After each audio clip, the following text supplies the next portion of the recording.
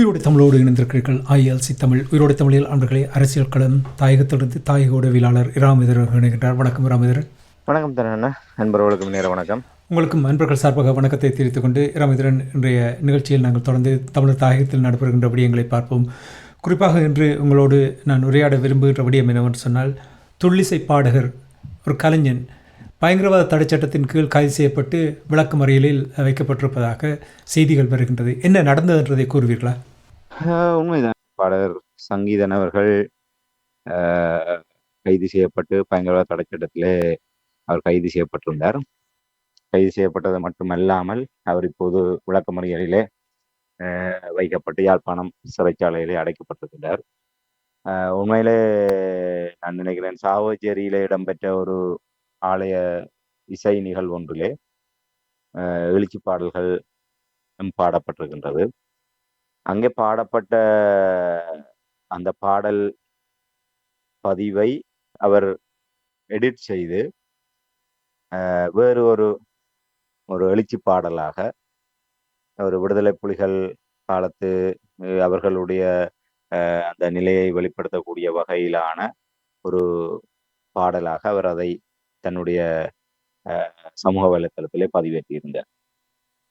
அது தொடர்பாக சிங்கள தரப்பு ஊடகங்கள், அதாவது சமூக வலைத்தளங்கள், யூடியூப் தளங்களிலே ஒரு இனவாதத்தை கிளப்பக்கூடிய வகையிலே இதை போலீசார் அனுமதித்துக் கொண்டிருக்கின்றார்களா, இந்த அரசாங்கம் அனுமதிக்கின்றதா என்ற வகையிலே மீண்டும் இந்த அரசாங்கம் ஒரு இனவாத ரீதியான ஒரு செயல்பாட்டை, அங்கே ஒரு புலிகளை மீளுருவாக்கம் செய்யக்கூடிய வகையிலான ஒரு செயல்பாட்டை கண்டும் காணாமல் இருப்பது போன்று அவர்கள் அதை செய்தியை அவ்வாறு வெளியிட்டதற்கு பிற்பாடு அந்த இனவாத ரீதியான அந்த வெளிப்படுத்தலுடைய விளைவாக அந்த குறித்த கலைஞர் கைது செய்யப்பட்டு விசாரணைக்கு உள்ளாக்கப்பட்டிருந்தார். அதோடு மட்டுமல்லாமல் பயங்கரவாத தடை சட்டத்தின் கீழ் அவர் இப்போது விளக்கமறியலிலே வைக்கப்பட்டிருக்கின்றார். ஆகவே அவர் அதை பாடிய அந்த பாடலா, இல்லை அதில் பயன்படுத்தப்பட்ட வரிகளா, நேரடியாக அந்த விடயங்கள் முதன்மைப்படுத்தப்படுவதற்கு முன்னதாக இதில் நாங்கள் கவனிக்கக்கூடிய விடயம் என்னவென்று சொன்னால், தெற்கிலங்கையில் ஏற்பட்ட அதை வைத்து அவர்களால் உருவாக்கப்பட்ட ஒரு பௌத்த சிங்கள பேரினவாத சிந்தனையினுடைய போக்கும் அதை அடிப்படையாக வைத்து தெற்கிலங்கையில் ஏற்படுத்தப்பட்ட ஒரு பரப்புரையும் தான் இந்த அரசாங்கத்தை இந்த நிலைமைக்கு ஊந்தி தள்ளி இருக்கின்றது என்கின்ற விடயத்தை தான் இதில் நாங்கள் முக்கியமாக பார்க்க வேண்டி இருக்கின்றது என்று சொன்னால், இதனுடைய கடிவாளம் யாரிடம் இருக்கின்றது? இந்த ஆட்சி அதிகாரத்தினுடைய கடிவாளம், இல்லை இந்த அனுரகுமார திசாநாயக்கா தலைமையிலான இந்த அரசாங்கத்தினுடைய கடிவாளம் யாருடைய கைகளில் இருக்கின்றது என்பதை நாங்கள் இந்த ஒரு சிறிய இந்த விடயத்தில் வைத்தே நாங்கள் உணரக்கூடியதாக இருக்கின்றது. அதைத்தான் நாங்கள் இதில் முதன்மைப்படுத்தி பேசுவது பொருத்தமாக இருக்கும் என்று நம்புகின்றேன். நீங்கள் கூறுவதை நானும் தெற்கிலங்கையில் ஏற்பட்டிருக்கின்ற அழுத்தம் என்று நீங்கள் கூறும்பொழுது அதனால் தான் இவருடைய இந்த செயல்பாடுகள் இருக்கின்ற விடயங்களை நாங்கள் கொஞ்சம் விரிவாக பார்ப்போம். அதற்கு முன்னதாக ராமேதரன், இப்போ உங்களுக்கு தெரியும், அண்மை காலங்களில் இசை நிகழ்ச்சிகளில் பாடல்கள் பாடும் பொழுது போலீசாரினால் தடுத்து நிறுத்தப்பட்ட செய்திகள் கூட நான் அறிந்திருக்கின்றேன். இது தொடர்பாக நீங்கள் அறிந்தீர்களா? உண்மைதான். இப்போது உங்களுக்கு தெரியும், வருட தொடக்கத்திலே சித்திரை மாதத்தோடு குறிப்பாக பெரும்பாலான ஆலயங்கள், கொடியேற்றங்கள், திருவிழாக்கள் ஆரம்பித்துவிடும். பெரும்பாலும் செப்டம்பர், அக்டோபர் மாதம் வரை தொடர்ச்சியாக உண்மையில ஈழ நிலத்திலே சைவ ஆலயங்கள், மிக பிரபல்யமான ஆலயங்கள், மிக பெருமண்ணிக்கான ஆலயங்கள் காணப்பட்டு வருகின்றது. ஒவ்வொரு ஊருக்கு பல கோயில்கள் காணப்படுகின்றது. அவ்வாறு இருக்கக்கூடிய கோயில்கள் அத்தனையுமே பெரும்பாலும் மாசி மாதத்திலிருந்து புரட்டாதி ஐப்பசி மாதம் வரை இந்த பெருந்திருவிழாக்களாக வடமாகாணம் எழுச்சி கொள்ளும். வடக்கு கிழக்கு மாகாணங்கள், அதிலும் குறிப்பாக யாழ் மாவட்டத்திலே பிரசித்தி பெற்றதாக நல்லூர், செல்வச்சன்னதி, வள்ளிபுரம் கோயில் போன்று பல்வேறு பிரசித்தி பெற்ற ஆலயங்களும் இருக்கின்றது. அதனுடைய அந்த வருடாந்த பெருந்திருவிழாக்கள் லட்சம் மக்கள் திரளக்கூடிய ஒரு உலக சைவ தமிழர்கள் ஒன்று கூடக்கூடிய ஒரு நிகழ்வுகளாக அந்த இடங்கள், அந்த திருவிழாக்கள் அமைய பெற்றிருக்கும். தற்போது கூட வற்றாப்பளை விசாக பொங்கல் நிறைவு பெற்றிருக்கின்றது. அதே போன்று வன்னி பிராந்தியத்திலும் பல புதூர், நாகம்பரம் உள்ளிட்ட பல்வேறு ஆலயங்கள் அங்கே காணப்படுகின்றது. சைவ ஆலயங்கள் மட்டுமல்லாமல் மடுமாதா உள்ளிட்ட கிறிஸ்தவ ஆலயங்களிலும் வாறு பெருந்திரளான மக்கள் கூடுவதும், இவ்வாறான இடங்களிலே இசை நிகழ்வுகள் வழக்கமாக இடம்பெறுவது வழக்கம். குறிப்பாக சைவ ஆலயங்களிலே 10 நாள் 15 நாள் திருவிழாக்கள் இடம்பெறுகின்ற போது அந்த முக்கியமான திருவிழாக்களிலே அந்த திருவிழாக்காரர்களினால் இசை நிகழ்வுகள் அங்கே அரங்கேற்றப்படுவது வழமை. அதிலே தாயக கலைஞர்கள் பங்கு பெற்றுவார்கள்.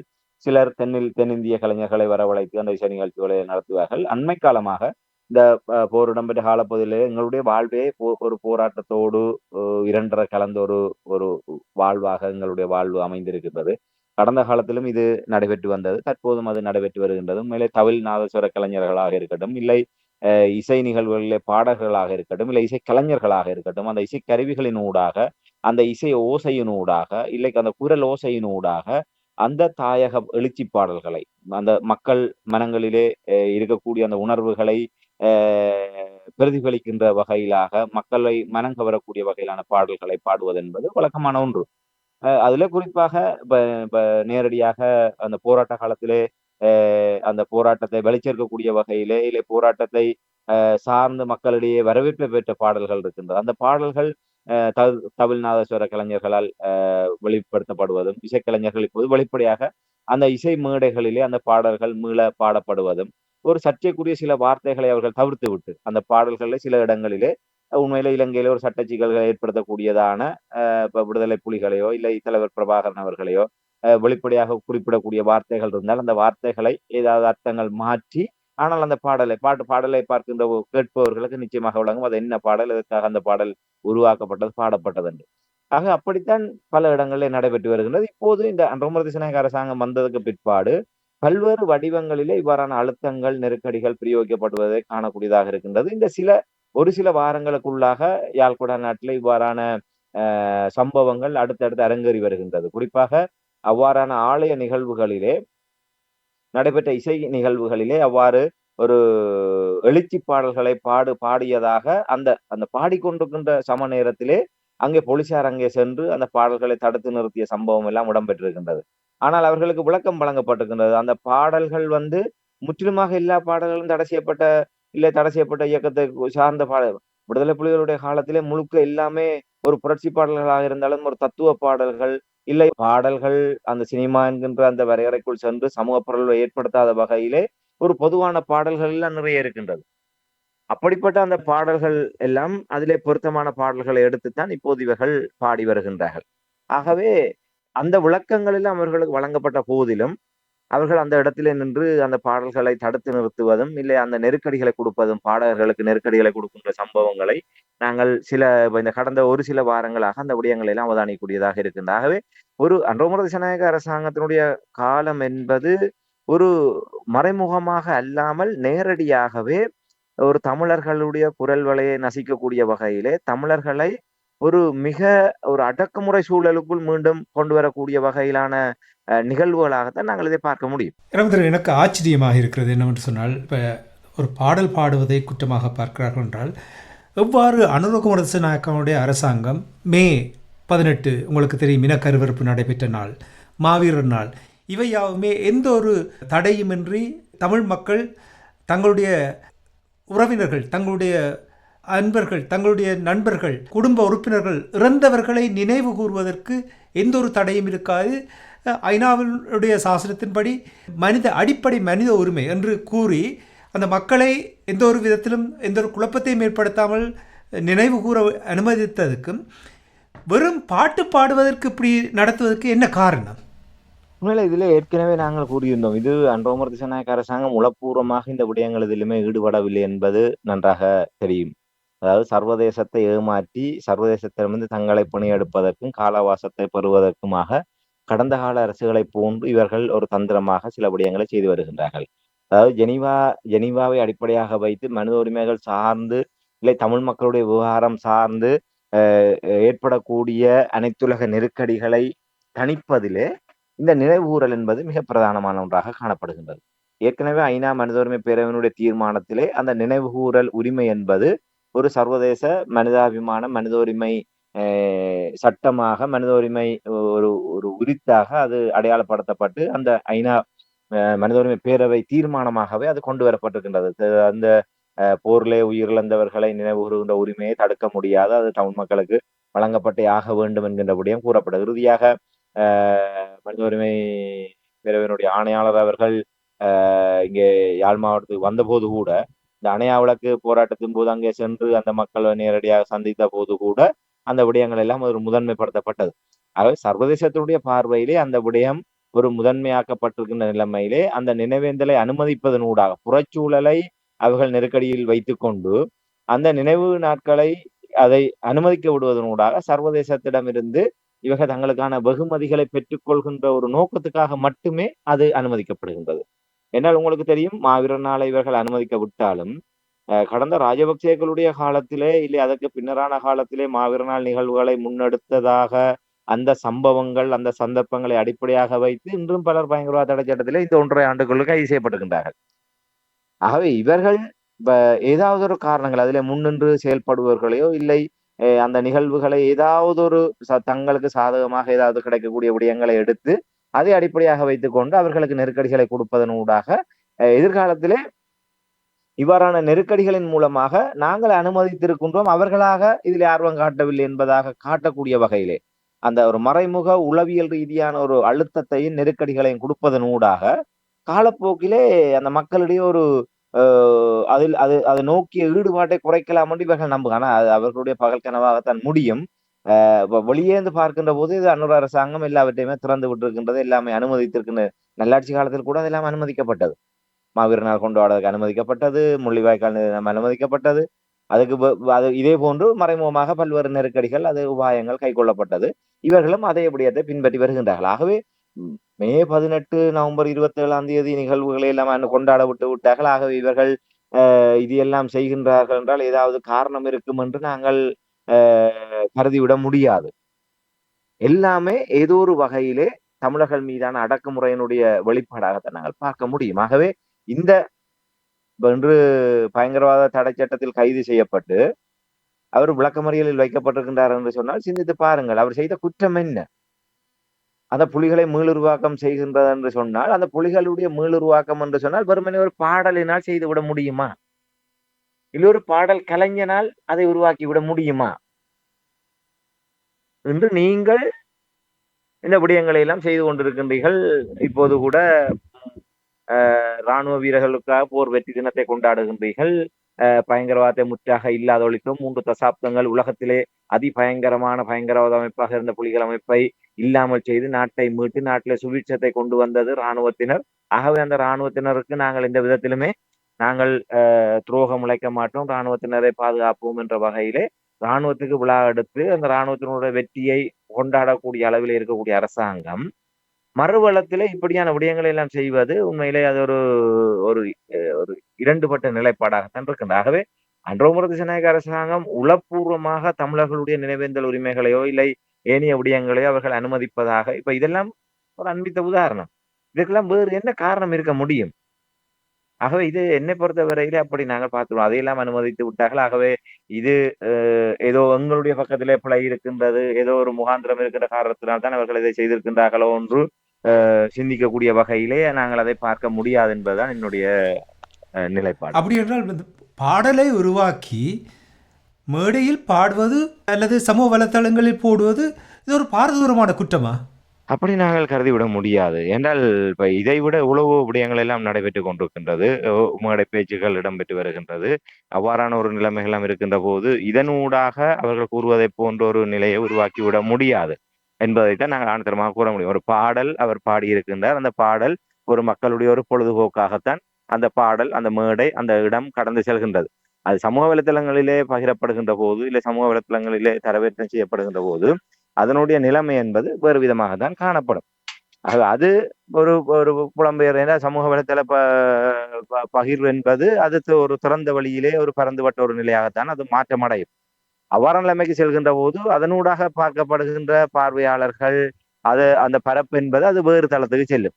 அது நிச்சயமாக இலங்கைக்கு உள்ளாகத்தான் இருக்க வேண்டும் என்று நாங்கள் கருதிவிட முடியாது. அது ஒரு தமிழ்நாடு புலம்பெயர் தளம் என்கின்ற ஒரு பரவலான ஒரு நிலைமைக்கு அது செல்கின்ற போது அதை அடிப்படையாக வைத்துக்கொண்டு நாங்கள் எதையுமே கணித்து விட முடியாது. ஆகவே ஒரு பாடலை பாடிவிட்டார், இல்லை அந்த பாடலை பதிவேற்றி விட்டார், அந்த பாடல் மூலமாக மீண்டும் ஒரு பயங்கரவாதம் இல்லை புலிகள் மீளெழுச்சி பெற்று விடுவார்கள் என்றெல்லாம் கருதுவது என்பது இது ஒரு சாக்கு போக்கு. தமிழர்களை ஏதாவது ஒரு சந்தர்ப்பத்திலே அவர்களை அடக்கிவிட வேண்டும். ஒரு சிறு ஒரு விடயத்தில் தன்னும் அவர்கள் தங்களுடைய அந்த சுய சிந்தனையின் பாட்பட்டு இல்லை தங்களுடைய சுய அடையாளத்தோடு இல்லை தங்களுடைய கடந்த கால வரலாறுகளை மீட்டு பார்க்கக்கூடிய வகையிலான ஒரு எந்தவித மீட்டல்களும் இல்லாமல் இந்த விடயங்களை முன்னெடுக்க வேண்டும். அதாவது வெறுமனே தங்களுடைய ஒரு அடிமைகளாக இருக்க வேண்டும் என்கின்ற, அதாவது சாதாரண இந்த விடயங்களை கூட, இந்த உரிமைகளை கூட அவர்களுக்கு வழங்கிவிடக் கூடாது என்பதிலே அவர்கள் தெளிவாக இருக்கின்றார்கள் என்பதை தான் இது காட்டுகின்றது. இது என்ன நியாயம்? எனக்கு புரியவில்லை. அதாவது உங்களுக்கு தெரியும், தேர்தல் பிரச்சார காலங்களில் அனுரகுமார திசாநாயக்காவுடைய கட்சி மாவீரர் பாடல்கள் அல்லது ஈழத்து பாடல்கள் தொடர்பான பாடல்கள் எல்லாம் போட்டு பெரிய பரப்புரையில் ஈடுபட்டார்கள். இது அப்படி நியாயம்? அதுக்கு ஒரு நியாயம், இதுக்கு ஒரு நியாயம் என்றால், அப்படி என்றால் அனுரகுமார திசாநாயக்கா அவர்கள் கூறினார், ஒரு நாடு, ஒரு தேசம், ஒரு மக்கள், எல்லோருக்கும் சமம் என்று சொன்னதுக்கு இதுக்கும் என்ன நியாயம்? உண்மையில இன்று சமூக வலைத்தளங்களிலே இந்த கேள்விதான் பலமாக எழுப்பப்பட்டு வருகின்றது. நீதி எல்லாருக்கும் சமனாக இருக்க வேண்டும். கடத்தொழில் அமைச்சர் சந்திரசேகரன் அவர்கள் கூட வெள்ளத்துறையிலே வைத்து தாங்கள் வந்தால் இங்கே தலைவர் பிரபாகரன் அவர்களுக்கு சிலை வைப்போம் என்று கூறியிருந்தார். அது மாத்திரமில்லாமல் வெள்ளத்துறையிலே ஒரு துறைமுகம் ஒன்றை அமைத்து அது வேலுப்பிள்ளை பார்வதி அம்மா துறைமுகமாக தாங்கள் அதுக்கு பெயர் சூட்டி அதை நாங்கள் திறந்து வைப்போம் என்று கூறியிருந்தார்கள். அது மாத்திரமல்ல, பல்வேறு விடயங்களை அவர்கள் கூறியிருந்தார்கள். அவர்கள் பயன்படுத்திய அந்த பாடல்கள் எல்லாமே நேரடியாகவே அந்த விடுதலை புலிகள் காலத்து எழுச்சி பாடல்களை தான் பயன்படுத்தி அவர்கள் பரப்புரை நடவடிக்கைகளை மேற்கொண்டார்கள்.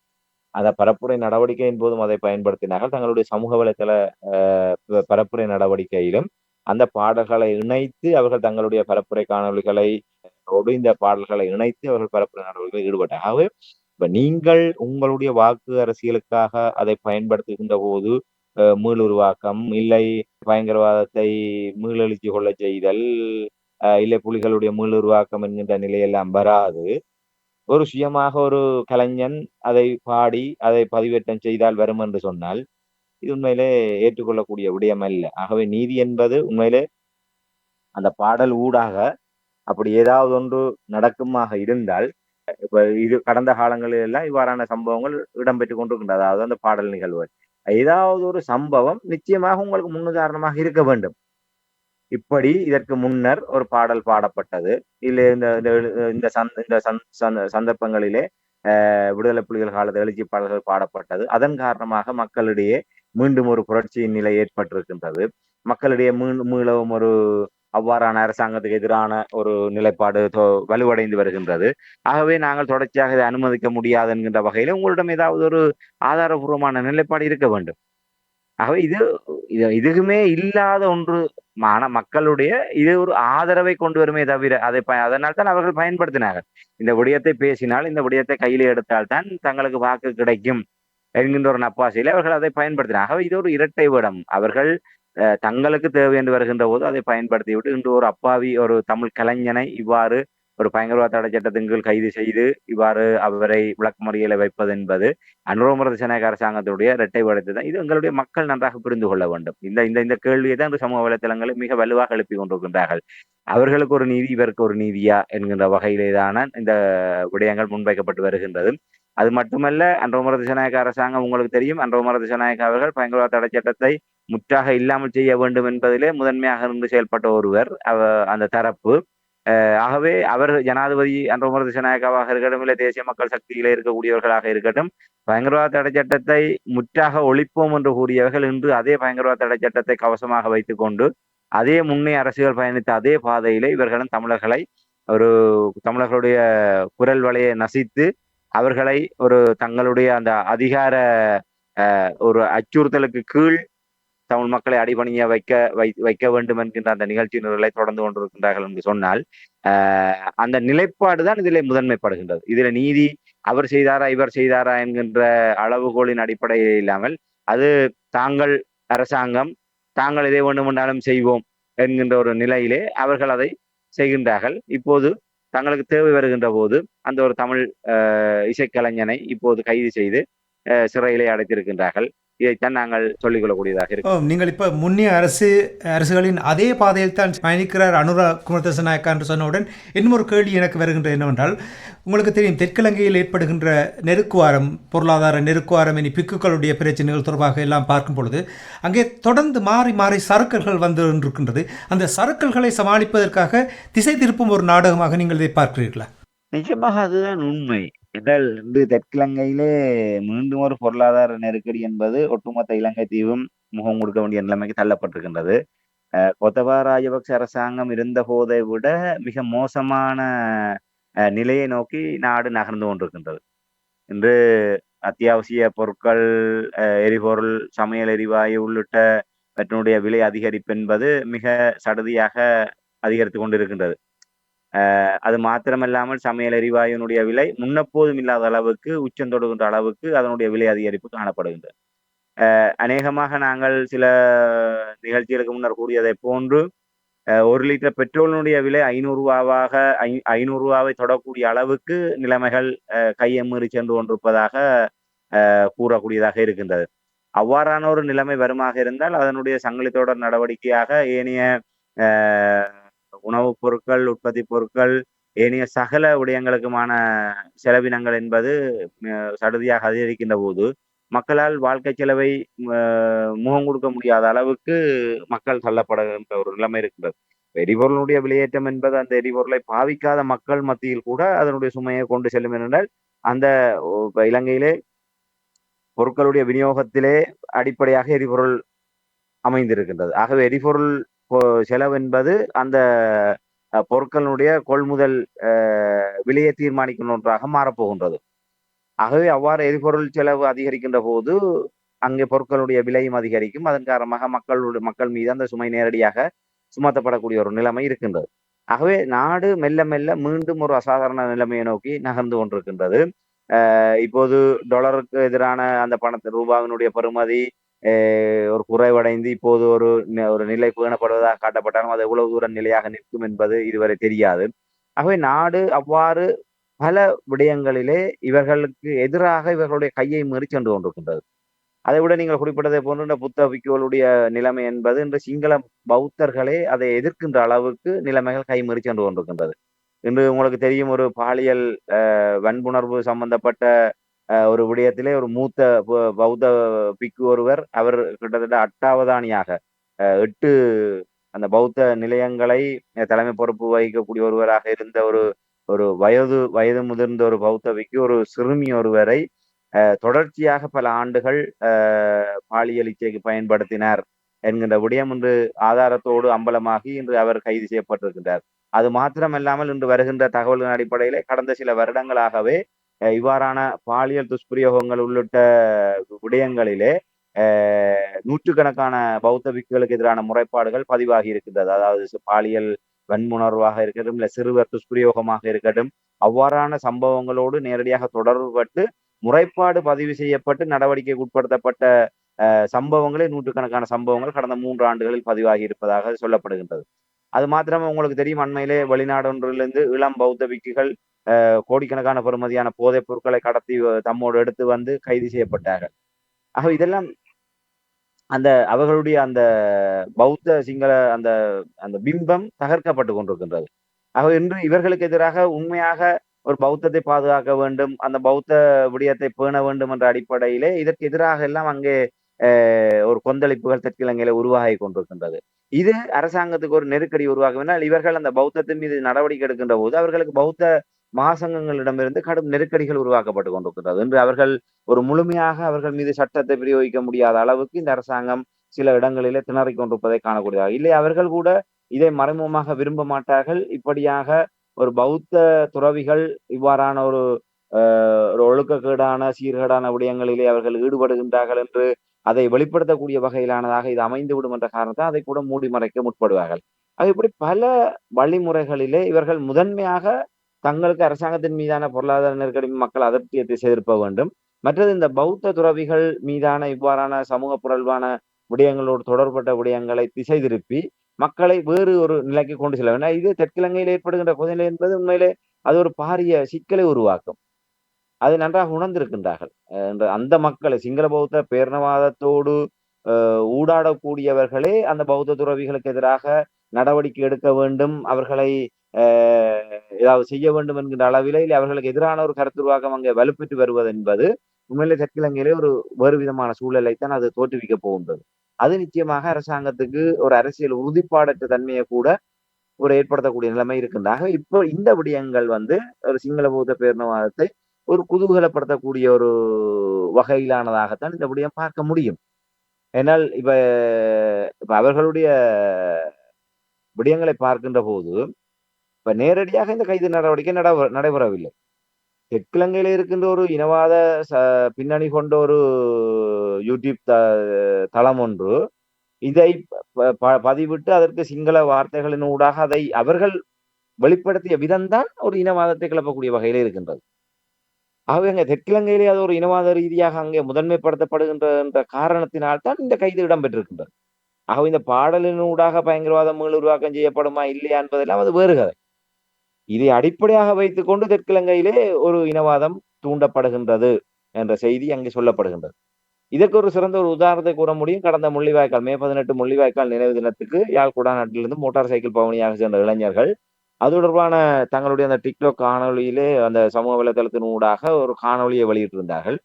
அந்த காணொலியிலே 3 இளைஞர்கள் அவர்கள் ஒரே வகையிலான அந்த ஷர்ட் அணிந்து முள்ளிவாய்க்கால் மறக்க மாட்டோம், மன்னிக்க மாட்டோம் என்ற வாசகங்கள் தாங்கியதாக அவர்கள் அந்த முள்ளிவாய்க்கால் தொடர்பான அந்த இனப்படுகொலை வெளிப்படுத்தக்கூடிய அந்த ஷர்ட் அணிந்து ஒரு அணியாக அவர்கள் சென்றிருந்தார்கள். ஆகவே அவ்வாறு சென்ற மூவர் தலைக்கவசம் இல்லாமல் உந்துருளிலே பின்னாலே அமர்ந்து சென்ற அந்த விடயம் அவர்கள் பகிர்ந்த காணொளி ஊடாக அது வெளிச்சத்துக்கு வந்தது. அப்போது கூட அந்த காணொளி தமிழர்கள் மத்தியில உலாவிக் கொண்டிருக்கின்ற போது கூட யாருமே அதை பற்றி கண்டுகொள்ளவில்லை, அதை பெரிய அளவில் எடுத்துக்கொள்ளவில்லை. ஆனால் சிங்கள இனவாத தரப்பிலே இந்த விடயத்தை பூதாகரப்படுத்தி அதை அடையாளப்படுத்தி வடக்கிலே போலீசார் என்ன தூங்கிக் கொண்டிருக்கின்றார்களா, முள்ளிவாய்க்காலுக்கு சென்றவர்கள் இவ்வாறு சட்டத்தை மதிக்காது தலைக்கவசம் செல்லாது சென்றார்கள் என்ற அடிப்படையிலே அதை ஒரு இனவாத ரீதியான விடயமாக அவர்கள் சமூக வலைதளங்களிலே பேசுபொருளாக்கிய போது உடனடியாக இங்கே காவல்துறையினர் அந்த 3 இளைஞர்களையும் கைது செய்தார்கள். அந்த காணொலி அடிப்படையாக வைத்து அவர்களை அடையாளம் கண்டு அவர்களை கைது செய்து பின்னர் பிணையிலே விடுவித்தார்கள். அவை ஒரு தலைக்கவசம் அணியாத நிலைமை என்பது போக்குவரத்து குற்றத்தின் அடிப்படையிலே ஒரு கைது செய்யக்கூடிய குற்றம் அல்ல. இன்று கைது செய்யக்கூடிய போக்குவரத்து மீறல்களோடு சம்பந்தப்பட்ட எத்தனையோ பேரை இதே காவல்துறையினர் கண்டும் காணாமல் இருக்கின்றார்கள்.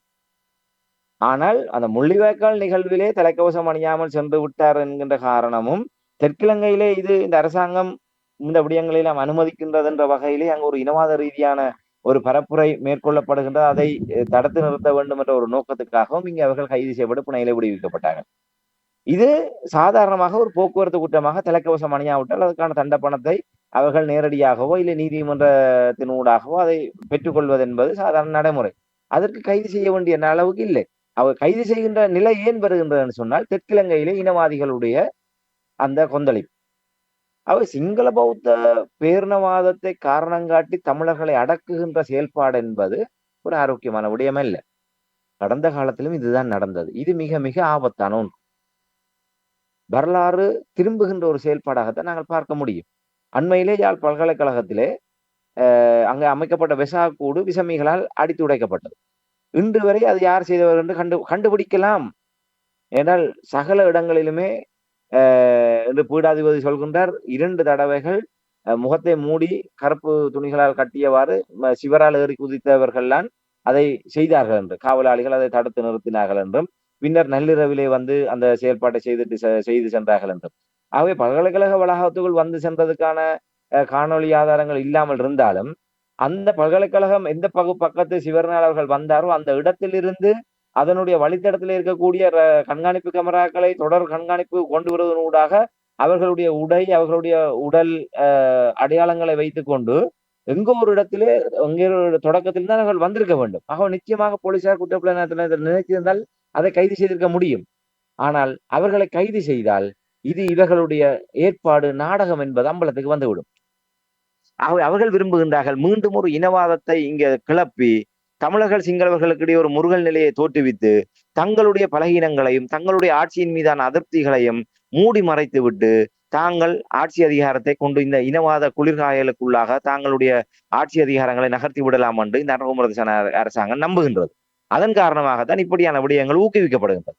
இன்று வெசாக்கூடு அதனோட அடிப்படை என்ன, ஒரு தமிழர்களும் சிங்களவர்களும் சேர்ந்து படிக்கக்கூடிய ஒரு பல்கலைக்கழகத்திலே அதுவும் தமிழர்களுடைய கலாச்சார பண்பாட்டு விழுமியங்கள் பேணக்கூடிய மாவட்டமாக இருக்கக்கூடிய யாழ் மாவட்டத்தில் இருக்கக்கூடிய அந்த யாழ் பல்கலைக்கழகம் இன்று பல ஆயிரக்கணக்கான சிங்கள மாணவர்கள் வந்து கல்வி கற்கின்ற நிலைமையாக அது உருவாகி இருக்கின்றது. ஆகவே அங்கு ஏற்படுகின்ற சிறு பொறி என்பது தெற்கிழங்கை முழுவதும் வியாபிக்கக்கூடிய அளவுக்கான ஒரு இன கொதிநிலையை மாற்றக்கூடிய அளவுக்கான நிலைமை. ஆகவே அங்கே வெசாக்கூட்டை அடித்து உடைத்ததனூடாக இங்கே தமிழர்கள் சிங்களவர்களுக்கு எதிரான ஒரு மனநிலையில இருக்கின்றார்கள் என்பதை காட்டுவதனூடாக இது 83 கலவரங்களோ இல்லை 56, 57, 58, 71, 77, 83 போன்ற கலவரங்களுக்கான வித்திட்டதை போன்ற ஒரு நிலையாக இது மாறக்கூடிய ஒரு நிலைமை இருக்கின்றது. இதைத்தான் அரசாங்கம் விரும்புகின்றது என்று நான் நம்புகின்றேன். ஒன்று, அரசாங்கம் இதை விரும்புகின்றது, இல்லை மீண்டும் ஆட்சி அதிகாரத்தை பிடிக்க நினைக்கின்ற தரப்பினர் இதை விரும்புகின்றார்கள். ஆனால் இது அவர்களுடைய நிலைப்பாடாக மட்டும் நாங்கள் கருதிவிட முடியாது. அவர்களுடைய நிலைப்பாடாக இருந்தால் அரசாங்கம் இந்த விடயத்தில் இப்படியாக செயல்பட்டிருக்க முடியாது. இன்று போலீசார் அரசாங்கத்துடைய கட்டுப்பாட்டில் இருக்கின்றால் அவர்களை வைத்துக் கொண்டு அரசாங்கமே இந்த விடயங்களை எல்லாம் சரியான முறையிலே குற்றவாளிகளை கண்டுபிடிக்க முடியாமல் இருக்கின்றது. இது தெற்கிழங்கையிலே ஒரு ஒரு யூடியூப் தளமோ இல்லை அங்கே இருக்கின்ற ஊடகங்களிலே முதன்மைப்படுத்தப்படுகின்ற காரணத்தினால் ஒரு தமிழ் கலைஞர் கைது செய்யப்பட்டு பயங்கரவாத தடை சட்டத்தின் ஊடாக அவர் விளக்கமறியலில் வைக்கப்பட்டிருக்கின்றார் என்று சொன்னால், ஏன் அந்த விசாக்கூட்டை உடைத்த விசமிகளை உங்களால் கண்டுபிடிக்க முடியவில்லை? ஏன் அவர்களை சட்டத்தின் முன்னால் நிறுத்த முடியவில்லை? இன்னும் நல்லிணக்கம் என்பது தமிழர்களிடம் மட்டும்தான் தொடர்ந்து பிரயோகிக்கப்பட்டு வருகின்றது, போதிக்கப்பட்டு வருகின்றது. இது நாங்கள் ஏற்கனவே பல தடவை குறிப்பிட்டிருக்கின்றோம். ஒருவர் பாதிக்கப்பட்ட தரப்பாக இருக்கின்ற போது அவரிடம் நல்லிணக்கத்தை எதிர்பார்ப்பது என்பது மடமைத்தனம். யார் அடிமைப்படுத்துகின்றார்களோ, யார் தாக்குதலை நடத்துகின்றார்களோ, யார் ஆதிக்கத்தை செலுத்துகின்றார்களோ அவர்கள்தான் தங்களுடைய நல்லிணக்கத்தின் வெளிப்பாடாக அந்த அழுத்தங்களையும் அந்த ஆதிக்கத்தையும் அந்த நெருக்கடிகளை குறைத்துக் கொள்ள வேண்டும். இல்லை, அடி வேண்டுபவனை இன்னும் நீ 5 அடி வாங்கி கொண்டுதான் நீ நல்லிணக்கத்தை காட்ட வேண்டும் என்று கூறுவது என்பது ஒரு அயோக்கியத்தனமோ, அதே போன்று ஒரு அயோக்கியத்தனம் தான் இன்று போர் இவ்வளவு இனப்படுகொலைக்குள்ளாகி நீதி கேட்டுக் கொண்டிருக்கின்ற ஈழத்தமிழர்களை 17 ஆண்டுகளுக்கு பின்னர் நீங்கள் சகல விடயங்களை நீங்கள் சகித்துக் கொண்டு அங்கே சிங்களவர்கள் கொந்தளித்துக் கொண்டிருக்கின்றார்கள், ஆகவே நீங்கள் பொறுத்துக் கொள்ளுங்கள், நாங்கள் உங்களை கைது செய்து விளக்கமறியலை வைத்திருக்கின்றோம் என்று கூறுவதெல்லாம் ஒரு ஒரு பொருத்தப்பாடான அரசாங்கத்துக்குரிய ஆண்மைத்தனமான செயற்பாடாக நாங்கள் கருதிவிட முடியாது. நீங்கள் இதை ஏன் அங்கே சொல்ல முடியவில்லை? இங்கு 17 ஆண்டுகள் ஆகிவிட்டது. எத்தனையோ இதற்கு முன்னெல்லாம் எத்தனையோ சோடிப்பு சம்பவங்கள் எல்லாம் நடைபெற்றது. வெடிபொருட்களோடும் வேறு பல விடயங்களோடும் புலிகள் மீளுருவாக்கம் என்ற பெயரிலே முன்னாள் போராளிகளும் அவர்களோடு சம்பந்தப்பட்டவர்களும் பலர் கைது செய்யப்பட்ட சம்பவங்கள் எல்லாம் இடம்பெற்றுக் கொண்டிருக்கின்றது. அதை உங்களால் ஆதாரபூர்வமாக நிரூபிக்க முடிந்ததா? இல்லை அதனுடைய தொடர் நடவடிக்கைகளை ஏதாவது உங்களால் உறுதிப்படுத்த முடிந்ததா? இல்லை 17 ஆண்டுகளிலே தமிழர்கள் தரப்பிலிருந்து ஏதாவது ஒரு சிறு சலசலப்பாவது இலங்கை தீவிலே அமைதியை குலைக்கின்ற வகையிலே முன்னெடுக்கப்படுகிறார்? உண்மையிலே தமிழர்கள் தான் அதை செய்திருக்க வேண்டியவர்கள். இன்று வரை எங்களுக்கு நீதி மறுக்கப்பட்டுக் கொண்டிருக்கின்றது. தாமதப்படுத்தப்படுகின்ற நீதி, தடுக்கப்படுகின்ற மறுக்கப்படுகின்ற நீதிக்கு சமன். அந்த வகையிலே 17 ஆண்டுகளாக எங்களுடைய நீதி மறுக்கப்பட்டுக் கொண்டிருக்கின்றது. நாங்கள் தான் விரக்தி அடைந்து நம்பிக்கை இழந்து நாங்கள் எங்களுடைய கைகளில், அதாவது வரலாறு இப்படித்தான் தமிழர்களுடைய கைகளிலே ஆயுதத்தை திணித்தது.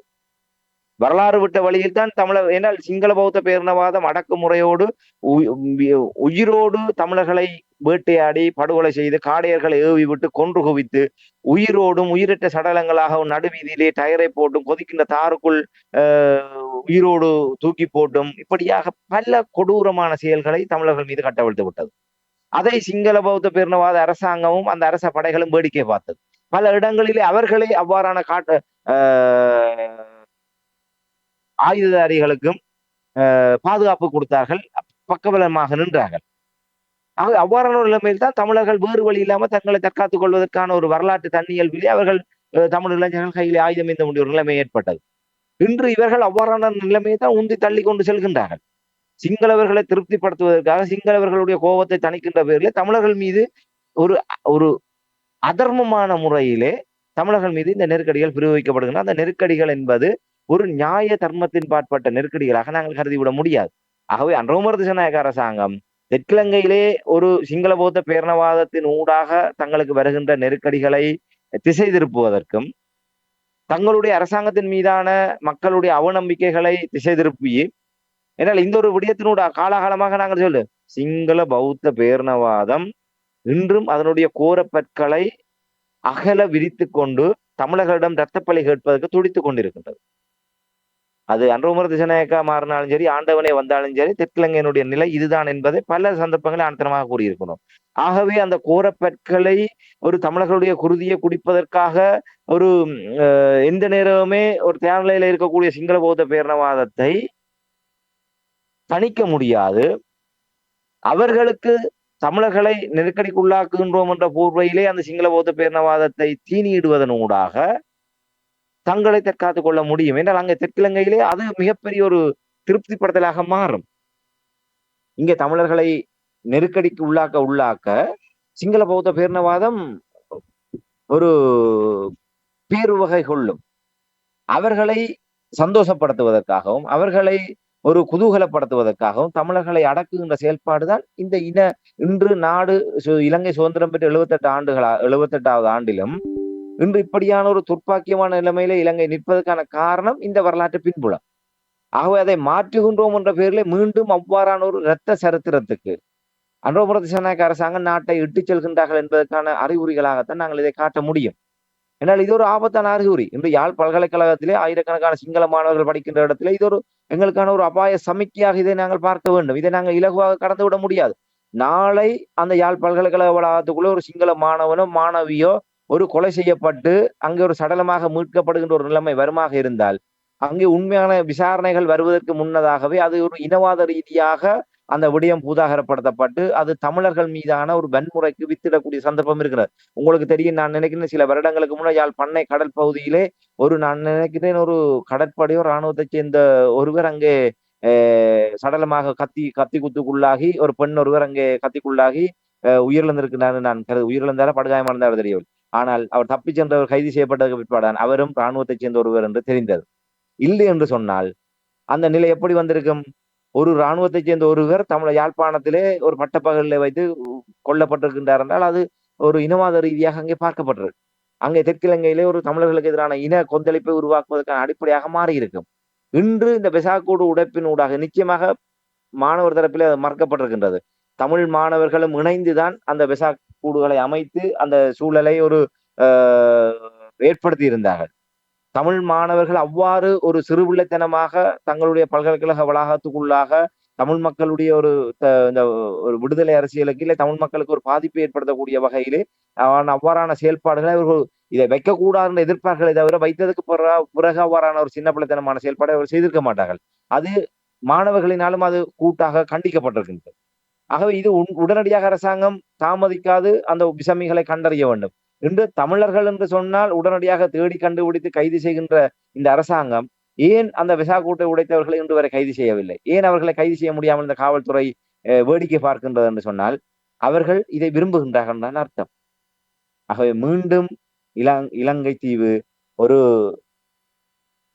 முன்னோக்கி செல்வதற்கு பதிலாக மீண்டும் ஒரு 60-70 ஆண்டு காலம் பின்னோக்கி சென்று இலங்கை தீவு மீண்டும் ஒரு இரத்த தீவாக மாறக்கூடிய வகையிலாக இல்லை ஒரு அசாதாரண நிலையை உருவாக்குவதற்கேற்ற வகையிலான ஒரு தொடக்கத்தை தான் இந்த அனுரகுமார திசாநாயக்க அரசாங்கத்தினுடைய இந்த பொறுப்பற்ற செயல்பாடுகளும் இந்த இவ்வாறான கைது நடவடிக்கைகளும் கொண்டு வந்து நிறுத்தும் என்பதை தான் இந்த இடத்துல என்னால் சொல்லிக் கொள்ளக்கூடியதாக இருக்கு. ராமேந்திரன், அபாய சமிக்கைகள் என்று நீங்கள் கூறும் பொழுது எனக்கு யோசித்துக் கொண்டது, உங்களுக்கு தெரியும் அனுரகுமார திசாநாயக்க ஆட்சிக்கு வந்த பொழுது இலங்கை தீவுக்கு ஒரு நம்பிக்கை கொடுக்கும் பொழுது கூறினார்கள் என்னவென்றால் ஒரு வித்தியாசமான அணுகுமுறை, புதிய அரசு, புதிய ரத்தம், புதிய ஆட்சி, புதிய அத்தியாயம், சிறந்த எதிர்காலம் என்றெல்லாம் கூறினார்கள். ஏன் இவ்வாறு அனுரகுமார திசாநாயக்க இவ்வாறு செய்வதற்கு என்ன காரணம்? இல்லை, அவர்கள் எதிர்பார்த்த அளவுக்கு அவர்களினால் ஆட்சி அதிகாரத்தை சீராக முன்னெடுத்து செல்லக்கூடிய வகையிலோ இல்லை அவர்கள் எதிர்பார்த்த அளவுக்கு ஒரு முழுமையான மாற்றத்தை கொண்டு செல்லக்கூடிய வகையிலோ தெற்கிலங்கை அரசியல் என்பது அவர்களுக்கான ஒரு களத்தை உருவாக்கவில்லை. அதற்கான ஒரு அவகாசத்தையும் அது கொடுப்பதாக தெரியவில்லை. உங்களுக்கு தெரியும், இராணுவம் ஒத்துழைக்க மறுக்கின்றது. நிர்வாக ரீதியாக பழைய அதே நிலைமைகளை முழுமையான மாற்றத்துக்கு கொண்டு வருவது என்பது வாயாள இவர்கள் சொல்வார்கள் ஏட்டுச் சுரக்காய் கரைக்கு உதவாது என்பதை போன்று இவர்களால் இந்த விடயங்களையுமே சீராக முன்னெடுக்க முடியாது இருக்கின்றது. ஆட்சிக்கு வருவதற்கு முன்னர் சொன்னார்கள் எரிபொருளுக்கான வரியை முழுமையாக நீக்குவதனூடாக முன்னர் இருக்கின்ற விலையை விட சரி அரைவாசி குறைந்த விலைக்கு எரிபொருட்களை தங்களால் வழங்க முடியும் என்று கூறினார்கள். இன்று அவ்வாறு கூறியவர்கள் ஏதேதோ காரணங்களை கூறிக்கொண்டு முன்னர் கடந்த காலம் இருந்ததை விட அதிகமான விலைக்கு எரிபொருள் விற்பனை செய்யக்கூடிய அளவுக்கு தான் நிலைமை உருவாகி கொண்டிருக்கின்றது. அண்மைய நாட்களிலே ஒரு விலையேற்றம் வந்தது. அந்த விலையேற்றம் வருகின்ற போது உலக சந்தையிலே மசகெண்ணெயினுடைய விலை சரியாக வீழ்ச்சி அடைந்திருந்தது. விலை சூத்திரம் என்பது அங்கே விலை மாறுகின்ற போதுதான் அந்த விலை அதிகரிப்பு செய்ய வேண்டும் என்கின்ற அளவிலே அங்கே விலை வீழ்ச்சி அடைந்த போது இங்கே விலை சடுதியாகவும் 24-25 ரூபாய் எரிபொருளுக்கான பெட்ரோலுக்கான விலை அதிகரிப்பு செய்யப்பட்டது என்று சொன்னால் இதை எப்படி எடுத்துக்கொள்வது? ஆக அவர்களினால் அதை ஏட்டுச்சுரக கரைக்கு உதவாது என்பதை போன்று முன்னர் இவர்கள் எதிர்க்கட்சியாக இருந்தபோது சொன்ன விடயங்களை எல்லாம் நடைமுறைப்படுத்த முடியாமல், அரசு இயந்திரத்தை கொண்டு செல்ல முடியாமல், மக்கள் மீது இந்த சுமைகளை சுமத்தி அதனுடைய அதிருப்திகளை சம்பாதிக்க வேண்டிய அளவுக்கு இவர்கள் தள்ளப்பட்டிருக்கின்றார்கள். ஆகவே இது கடந்த காலம் தங்களால் இயலாத போது அரச இயந்திரத்தை வினைத்திறனாக முன்கொண்டு செல்ல முடியாத கையறு நிலைமையிலும் மக்களுக்கான நல்ல ஒரு அரசாங்கமாக செயல்பட முடியாத நிலையிலும் அவர்கள் கையில் எடுக்கின்ற இறுதி ஆயுதம் தங்களுடைய ஆட்சியை தக்க வைப்பதற்காக சிங்கள பௌத்த பேரினவாதத்தை குதூகலப்படுத்துவது. அவர்களை குதூகலப்படுத்த வேண்டுமாக இருந்தால் தமிழர்களை வதைக்க வேண்டும். அது தமிழர்களாக இருக்கட்டும், முஸ்லிம்களாக இருக்கட்டும், மலையக தமிழர்களாக இருக்கட்டும். தமிழ் பேசும் சமூகத்தின் மீதான அடக்குமுறைகளை கையில் எடுக்கின்ற போது சிங்கள பௌத்த பேரினவாதம் குதூகலித்து தன்னை மறந்து அந்த ஆட்சியாளர்களுக்கு பின்னாலே அது அணியமாகும். ஆகவே அனுரகுமார திசாநாயக்க அரசாங்கத்துக்கும் தற்போதைய நிலைமையிலே அந்த வழிமுறையிலே தான் அவர்கள் பயணிக்க தொடங்கி இருக்கின்றார்கள் என்பதைத்தான் இதன் மூலமாக எடுத்துக்காட்டும். ஏன் நீங்கள் அங்கே சிங்கள பௌத்த பேரினவாதம் அந்த ஏன் இன்று வரை அந்த அவ்வாறு ஒரு இனவாதத்தை பரப்பக்கூடிய அந்த யூடியூப் தளங்களோ இல்லை அந்த ஊடகங்களே முடக்கப்பட்டதாக இந்த செய்தியும் வரவில்லை. இன்று மே 18 முள்ளிவாய்க்கால் நினைவு தினத்திலே வெள்ளவத்தை பகுதியிலே அங்கே ஒரு நினைவேந்தல் முன்னெடுக்கப்படுகின்ற போது அங்கே ஒரு சிங்கள இளைஞர் குழு ஒன்று வந்து குழப்பத்திலே ஈடுபட்டது. தகாத வார்த்தைகளை ஒரு நல்லிணக்கத்தை பாதிக்கக்கூடிய வகையிலே தமிழர்களை ஒரு உணர்ச்சி ஊட்டக்கூடிய வகையிலான ஒரு எதிர்பரப்புரைகள் அங்கே அவர்களினால் அந்த கருத்துக்கள் முன்வைக்கப்பட்டது. இதுவரை அவர்கள் கைது செய்யப்பட்டதாகவோ அவர்களுக்கு எதிராக நடவடிக்கை எடுக்கப்பட்டதாகவோ எந்த ஒரு தகவலும் இல்லை. அது மாத்திரமல்லாமல் அந்த இளைஞர் ஒருவர் அந்த இருவர் தமிழீழ தேசிய தலைவர் மேதகவி பிரபாகரன் அவர்களுடைய புகைப்படத்தை கையிலே தாங்கி அதை தீயிட்டு எரிக்கின்ற காட்சியை நாங்கள் எல்லோருமே பார்த்திருக்கின்றோம். இன்று வரை விடுதலை புலிகள் அமைப்பு தடை செய்யப்பட்டது. அதனுடைய தலைவர் பிரபாகரன் அவர்கள் தடை செய்யப்பட்டவர். அந்த விடுதலை புலிகள் அமைப்பினுடைய இலட்சியங்கள் தடை செய்யப்பட்டது. அவற்றை பயன்படுத்துவது என்பது பயங்கரவாத தடை சட்டத்தின் ஊடாக கைது செய்யப்படக்கூடிய அளவுக்கு இல்லை, அவர்கள் எந்தவித கேள்வியும் இல்லாமல் அவர்கள் விளக்கமறியலில் வைக்கக்கூடிய அளவுக்கான படுபயங்கரமான குற்றமாக இந்த அரசாங்கம் கருதுகின்றது. அதை ஊக்கப்படுத்தக்கூடிய ஒரு பாடலை பாடியவரை கைது செய்து விளக்கமறியலை வைத்திருக்கின்றது என்று சொன்னால் அந்த படத்தை தமிழன் வைத்திருந்தால் என்ன, சிங்களவன் வைத்திருந்தால் என்ன? அப்ப தமிழன் வைத்திருந்தால் மட்டும்தான் பிரச்சனையா? சிங்களவன் வைத்திருந்தால் பிரச்சனை இல்லையா? தமிழர் பாட்டை போட்டால் பிரச்சனை, உங்களுடைய ஆளுங்கட்சியை சேர்ந்த என்பிபி தேசிய மக்கள் சக்தியை சேர்ந்தவர்கள் பாடலை பயன்படுத்தினால் பிரச்சனை இல்லையா? என்ன நீதி? அனுர அரசாங்கத்துல என்ன நீதி? என்ன நடக்கின்றது? உங்களால் தடை செய்யப்பட்டதாக அறிவிக்கப்பட்ட ஒருவருடைய புகைப்படத்தை ஒரு சிங்கள அறிஞர் கையில வச்சு தீயை இட்டு கொளுத்துகின்றார் என்று சொன்னால் அதனூடாக நல்லிணக்கம் பாதிக்கப்படாதா? ஏன் அவர் மீது இன்னும் நடவடிக்கை எடுக்கவில்லை? அரசாங்கம் அவர்களுக்கு பயப்படுகின்றது. அவர்களை சிங்கள பௌத்த பேரினவாதத்தை ஒரு சமநிலைப்படுத்தாது, இல்லை அந்த நிலையை மாற்ற, இதைத்தான் நாங்கள் கூறுகின்றோம். இது வெறும் வாய் வார்த்தையினூடாக நாங்கள் எல்லா விடயங்களையும் மாற்றுகின்றோம், மாற்றி காட்டுவோம், புதிய யுகத்தை கொண்டு வருவோம் என்று கூறுவதெல்லாம் பித்தலாட்டம். நீங்கள் இன்று பாருங்கள், 1.5 ஆண்டுகளுக்குள்ளாகவே அது மிக மோசமான முறையில சிங்கள பௌத்த பேரினவாதம் தன்னுடைய போரப்பற்களை வெளிக்காட்டி நிற்கின்றது. இது நல்லாட்சி காலத்தில் கூட இப்படியான நிலைமை இல்லை. நல்லாட்சி காலத்தில் கூட மிக திரைமறைவிலே ஒரு மௌனமாகத்தான் ராஜபக்சேகள் தங்களுடைய நிலையை வளர்த்து கொண்டார்கள்.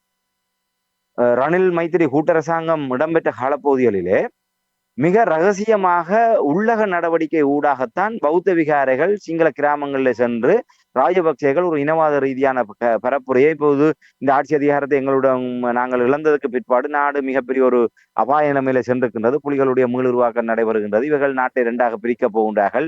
மீண்டும் நாட்டினுடைய பாதுகாப்பு கேள்விக்குறியாக இருக்கின்றது என்றெல்லாம் கதைகளை கூறி கூறி கூறி கூறி சிங்கள மக்கள் மத்தியிலே ஒரு அலையை ஏற்படுத்தித்தான் 2018ஆம் ஆண்டு உள்ளூராட்சி மன்ற தேர்தலிலே மொட்டு சின்னத்தின் ஊடாக மிகப்பெரிய ஒரு பெரிய வெற்றியை பெற்றார்கள். அதனுடைய தொடர்ச்சியாக 69 லட்சம் வாக்குகளை பெற்று ஜனாதிபதியாக கோத்தபாய ராஜபக்ச வந்ததும் 150க்கும் மேற்பட்ட பாராளுமன்ற உறுப்பினர் ஊடாக மொட்டு கூட்டணி பாராளுமன்றத்தை கைப்பற்றியதும் எல்லாம் அதனுடைய தொடர்ச்சி. ஆனால் எந்த ஒரு இடத்திலுமே இப்படியான ஒரு நிலை அந்த நேரத்தில் இருக்கவில்லை. ஆனால் அனுரகுமார திசாநாயக்க அரசாங்கத்தினுடைய காலத்திலே மிக விரைவாகவே அந்த சிங்கள பௌத்த பேரினவாதம் வெளிப்படையாகவே தன்னுடைய கோரப்பற்களை தமிழர்களுக்கு எதிராக காட்டுகின்ற ஒரு நிலைமை இந்த அரசாங்கம் அனுமதிக்கின்றது என்று சொன்னால், ஒன்று இவர்களினால் அதை கட்டுப்படுத்த முடியவில்லை, இல்லை இவர்கள் அதை விரும்புகின்றார்கள். அதை ஒரு கோர தாண்டவமாட விடுவதன் ஊடாக தங்களுடைய அரசியல் இருப்பை தக்க வைக்கலாம் என்கின்ற நிலையை இந்த அனுர அரசாங்கமும் கடந்த காலத்தை போன்று கையிலே எடுத்து அந்த பாதையிலே பயணிக்க தலைப்பட்டு விட்டது என்பதைத்தான் நாங்கள் இந்த இடத்திலே ஆணித்தரமாக சுட்டிக்காட்டக்கூடியதாக இருக்கின்றது. அப்படி என்றால் அடுத்த தேர்தலுக்கு இவ்வாறு செயல்பட்டால் மட்டுமே தொடர்ந்து சிங்கள மக்கள் அவர்களை தெரிவு செய்வார்கள், இல்லை என்றால் அவர்களை தள்ளிவிடுவார்கள் என்று அப்படி கூறுவதில் தவறு இருக்கிறதா? நிச்சயமாக அதிலே மாற்றுகிறது. ஏன்னா மாகாண சபை தேர்தல் ஒன்றை நடத்தியாக வேண்டும் என்கின்ற புற அழுத்தங்கள் அதிகரித்து வருகின்றது. ரெல்வின் செல்வா உள்ளிட்டவர்கள் எங்களுக்கு இந்தியா அந்த அழுத்தங்களை கொடுக்கவில்லை என்று கூறினாலும் இன்று எப்படியேனும் ஒரு மாகாண சபை தேர்தலை நடத்த வேண்டும் என்கிற நிலை உருவாகிவிட்டது. இந்த எதிர்க்கட்சிகள் பகிரங்கமாக கூறி வருகின்ற தேர்தலுக்கு அஞ்சித்தான் இவர்கள் மாகாண சபை தேர்தலை நடத்தாமல் இருக்கின்றனர். நாமல் ராஜபக்ச கூட ஒரு சவால் விடுகின்ற அளவுக்கு ஏழுமென்றால் வடக்கிலேயாவது நீங்கள் மாகாண சபை தேர்தல் நடத்தி காட்டுங்கள் என்று சவால் விடுகின்ற அளவுக்கு தான் அன்று அரசாங்கத்தினுடைய நிலைமை தரம் தாழ்ந்து போய் இருக்கின்றது. என்றால் அவர்களுடைய நிலை நாளுக்கு நாள் செல்ல செல்ல அந்த நிலைமைகள் மோசமாகி கொண்டிருக்கின்றது. ஆகவே இப்போதே இருக்கின்ற இந்த நிலையிலே தேர்தலை நடத்தி இருக்கின்றதையாக தக்க வைக்க வேண்டும் என்ற அளவிலே அவர்கள் வியூகங்களை வகுத்து வருவதாகத்தான் நம்பத்தகுந்த வட்டாரங்களோடு அறியக்கூடியதாக இருக்கின்ற தேர்தல்களை ஒத்திவைத்து ஏற்படுகின்ற நெருக்கடிகளை விட தேர்தலை நடத்தி இப்போதாவது ஓரளவு முதலுக்கு மோசம் இல்லாமலாவது கொஞ்சம் இடங்களை பெற்று விட வேண்டும், தங்களுடைய இருப்பை தக்க வைத்து விட வேண்டும் என்று அவர்கள் அதுக்கான நடவடிக்கைகளை மேற்கொண்டு வருகிறார். அதுக்கான பல வியூகங்களையும் அவர்கள் வகுத்து வருகின்றார்கள். ஆகவே சிங்கள மக்கள் மத்தியிலே உங்களுக்கு தெரியும், இன்று சயித் பிரேமதாசவாக இருக்கட்டும், இல்லை மைத்ரிபால சிறிசேனவாக இருக்கட்டும், ரணில் விக்ரமசிங்கவாக இருக்கட்டும், இல்லை ராஜபக்சேகளாக இருக்கட்டும், இல்லை அன்ரோவாக இருக்கட்டும், இவர்கள் எல்லோருமே என்று வெளிப்படையாக கூறாவிட்டாலும் நாங்களும் தமிழர்களை வதைப்பதிலே, அடக்கி ஒடுக்குவதிலே, நெருக்கடிக்குள்ளாக்குவதிலே சளைத்தவர்கள் அல்ல. இதுதான் சிங்களத்தினுடைய அளவுகோல் என்று ஜே.ஆர். ஜெயவர்தன வந்தார். ஜே.ஆர். ஜெயவர்தனவுக்கு பின்னர் வந்தவர்கள் ஜே.ஆர். ஜெயவர்தனவை விட குறைவாக செயல்பட்டால் ஆட்சி அதிகாரத்தில் இருக்க முடியாது. ஆகவே கிடைத்த ஆட்சி அதிகாரத்தை தக்க வைக்க வேண்டும் என்றால் ஜே.ஆரை விட நாங்கள் மோசமாக தமிழர்களை வதைத்தோம் என்பதாக இருக்க வேண்டும். அப்படி ஒவ்வொருவரும் தங்களை நிரூபிக்க முற்பட்டு சந்திரிகா அம்மையார் வந்தார், மாற்றத்தினுடைய தேவதையாக பார்த்தார்கள். ஒரு பெண் ஒருவர் வந்திருக்கின்றார், நிச்சயமாக அவருடைய ஆட்சி காலத்தில் ஒரு மாற்றம் வரும் என்று மக்கள் நம்பினார்கள். தமிழர்களுடைய வாக்குகளால் தான் சந்திரிகா அம்மையார் அபாரமான வெற்றி பெற்றார். ஆனால் 94ஆம் ஆண்டு வெற்றி பெற்ற சந்திரிகா அம்மையார் 96ஆம் ஆண்டுக்கு முன்னரே அவர் செம்மணி புகழ் அம்மணி என்கின்ற அளவுக்கு இன்று அந்த செம்மணி புதைகுழிகள் மீள தோண்டப்பட்டு கொண்டிருக்கின்றது. ஆகவே கிட்டத்தட்ட 30 வருடங்களுக்கு முன்னர் சந்திரிகா அம்மையார் ஒரு சமாதான தேவதையாக தமிழ் மக்களால் பார்க்கப்பட்ட அம்மணி 2 ஆண்டுகளிலே செம்மணி புகழ் அம்மணியாக தமிழினப்படுகொலை அந்த சிங்கள பௌத்த பேரினவாதத்துடைய கோரப்பற்களிலே வடிகின்ற ரத்தத்தை தாங்கியவராக சந்திரிகா அம்மையார் அவர்கள் மாறினார். அதற்கு பின்னர் ரணில் விக்ரமசிங்கவாக இருக்கட்டும், இல்ல ராஜபக்சேகளாக இருக்கட்டும், ஒன்று உச்ச நிலையிலே அதனுடைய ஒரு வெளிப்பாடாக ராஜபக்சேகள் இருக்கின்றார்கள். ஆகவே ஒரு நாட்டை நாங்கள் பல தடவை சுட்டி காட்டியிருக்கோம். ஒரு 5 ஆண்டுகள் நாட்டை ஆட்சி செய்து ஒரு நேர்மையாக ஒரு நாட்டை ஒரு நிலைபெறான அபிவிருத்தியை நோக்கி கொண்டு செல்லக்கூடிய அபிவிருத்தி திட்டங்களோடு இல்லை அதை செயல்படுத்தக்கூடிய வழிபரவடத்தோடு எந்த ஒரு தரப்புமே ஒரு நிபுணத்துவம் வாய்ந்தவர்களாக இல்லை. அன்றோமரதேச அரசாங்கம் வந்தபோது நம்பினார்கள். அவர்களிடம் பல புத்திஜீவிகள் இருந்தார்கள், பொருளாதார மேதைகள் இருந்தார்கள். அதற்கு பின்னால் அவர்கள் ஒரு போராட்ட பின்னணியிலே வந்தவர்கள், அவ்வாறு ஒரு இயக்கத்தை நடத்தியவர்கள், அவ்வாறு ஒரு கட்டுக்கோப்பான அளவிலே இருந்து பல தொழிற்சங்கங்களை நடத்தி வினைத்திறனாக செயல்பட்ட நாங்கள் கூட அந்த விடயங்களை சுட்டிக்காட்டி இருக்கின்றோம். ஆகவே அப்படிப்பட்டவர்களுடைய கைகளில் ஆட்சி அதிகாரம் வந்தது ஒரு நல்லொரு அறிகுறி. அவர்களினால் இந்த மாற்றத்தை ஏற்படுத்த முடியும் என்று நம்பினார்கள். ஆனால் நாடு இருக்கின்ற நிலைமையிலே அவர்களால் இந்த விடயங்களை எல்லாம் சிறப்பான முறையிலே சரியான முறையிலே முன்னெடுக்க முடியாதவர்களாக தவித்துக் கொண்டிருக்கின்றார்கள். ஆகவே நீங்க உங்களால் இயலாது என்று சொன்னால் அந்த இடத்திலே விட்டு செல்வதை தான் உண்மையிலே புத்திசாலித்தனம். ஆனால் அதை விட்டு உண்மையிலே ஒரு புதைகுழியிலே மூழ்கி இருக்கின்ற ஒருவர் அதிலே வெளியேற வேண்டுமாக இருந்தால் உடல் அசைவுகளை குறைத்து, புத்திசாலித்தனமான ஒரு நடவடிக்கை என்றால் உடல் அசைவுகளை குறைத்து தன்னுடைய நிலையை அந்த நிலையிலே பேணுவதுதான் தன்னுடைய உயிர் பிழைப்பதற்கான வாய்ப்புகளை அவர் அதிகப்படுத்த முடியும். இல்லை அவர் அதிலிருந்து தப்ப வேண்டும் என்பதாக அவர் மேற்கொள்கின்ற ஒவ்வொரு சிறு அசைவு கூட அந்த நிலையிலே நின்று கொண்டு அவருடைய சுவாசத்தை மேற்கொண்டாலே அவர் மேலும் அந்த புதைகுழிக்குள் அமுழ்வதற்கான வாய்ப்புகள்லாம் இருக்கின்றது. ஆகவே அவர் உயிர் பிழைக்க வேண்டுமாக இருந்தால் தன்னுடைய சுவாசத்தை கூட மிக மெதுவானதாக்கி மட்டுப்படுத்தி தன்னுடைய அசைவுகளை குறைப்பதனூடாக தன்னை மீட்பதற்கான வாய்ப்பு வரும் வரை தன்னை அந்த நிலையிலே தக்க வைக்க முடியும். அதே போன்ற நிலைதான் ஆட்சி அதிகாரம். இவர்கள் என்ன செய்கின்றார்கள்? அதிலே கையை காலை நாங்கள் கடலிலே விழுந்து நீச்சல் அடிப்பதை போன்று புதைகுழிக்குள்ளே நாங்கள் சேற்றுக்குள்ளே நாங்கள் செய்ய முடியாது.